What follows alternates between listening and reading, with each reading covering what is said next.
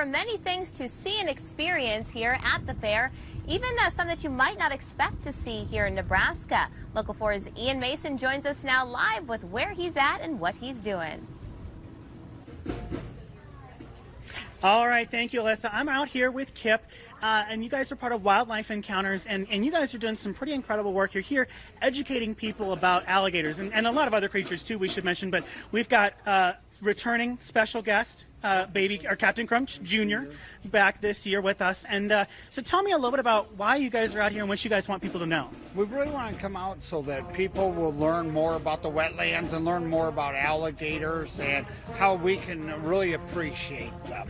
That makes a lot of sense because alligators, people think alligators are scary. What can you tell us about alligators? What's something you like to know about alligators? I thought there's a lot of interesting facts. They have a lot of special adaptations. That's why they've been around for so long. But the most important is they're not out there hunting humans, or they don't really want to even attack us. So it does happen, but it's very few and far in between. They're really out there trying to survive is their goal. That makes sense. It's important not to feed them because they can't associate humans with food. We were talking about that earlier.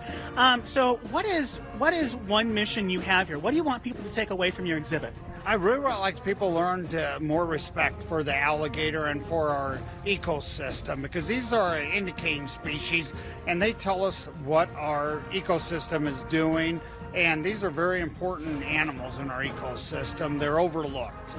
Absolutely. So how many gators do you guys have? And they're from Nebraska, if I remember correctly. Yes, yeah, a lot of them have come from Nebraska. They were pets. They were cute, little like this when people get them. When they get about 2 years old, they start biting more, and people don't.